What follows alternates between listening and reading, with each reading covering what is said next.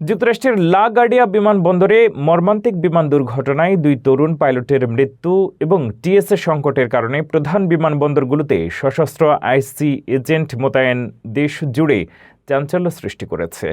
একদিকে শোকের ছায়া, অন্যদিকে বাজেট জটিলতায় নিরাপত্তা ব্যবস্থায় এই নজিরবিহীন পরিবর্তন মার্কিন এভিয়েশন সেক্টরকে এক চরম অনিশ্চয়তার মুখে ঠেলে দিয়েছে। যুক্তরাষ্ট্রের আকাশপথ ও বিমানবন্দরগুলোতে এখন এক অভূতপূর্ব বিশৃঙ্খলা। একদিকে নিউ ইয়র্কের লা গার্ডিয়া বিমানবন্দরে একটি মর্মান্তিক দুর্ঘটনা কেড়ে নিয়েছে 2 তরুণ প্রাণ, অন্যদিকে নিরাপত্তার দীর্ঘ লাইন সামলাতে বিমানবন্দরে মোতায়েন করা হয়েছে সশস্ত্র আইস এজেন্ট।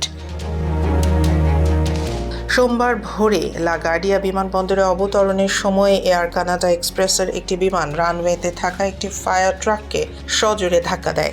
সিসিটিভি ফুটেজে দেখা গেছে ফায়ার ট্রাকটি বিমানের একদম সামনে দিয়ে যাওয়ার সময় এই সংঘর্ষ ঘটে।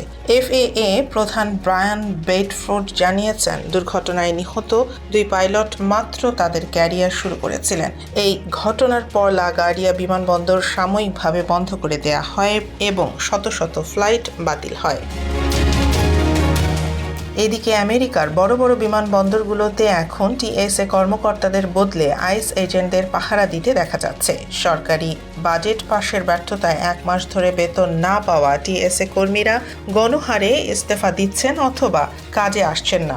আটলান্টা ও JFK এর মতো বিমানবন্দরগুলোতে যাত্রীদের নিরাপত্তার লাইনের জট কমাতে প্রেসিডেন্ট ট্রাম্পের নির্দেশে এই সশস্ত্র এজেন্টরা মোতায়েন হয়েছেন। আইস এজেন্টদের এই মোতায়েন নিয়ে তৈরি হয়েছে বিতর্ক। টিএসএ ইউনিয়নগুলো দাবি করছে এই এজেন্টদের বিমানবন্দর নিরাপত্তার বিশেষ প্রশিক্ষণ নেই। অন্যদিকে প্রেসিডেন্ট ডোনাল্ড ট্রাম্প জানিয়েছেন, নিরাপত্তার পাশাপাশি তারা অবৈধ অভিবাসী ধরতেও সক্রিয় থাকবেন। বাজেট সংকট এবং কারিগরি ত্রুটির বলয় থেকে আমেরিকার এভিয়েশন সেক্টর কবে মুক্ত হবে তা নিয়ে এখন জনমনে চরম উদ্বেগ কাজ করছে।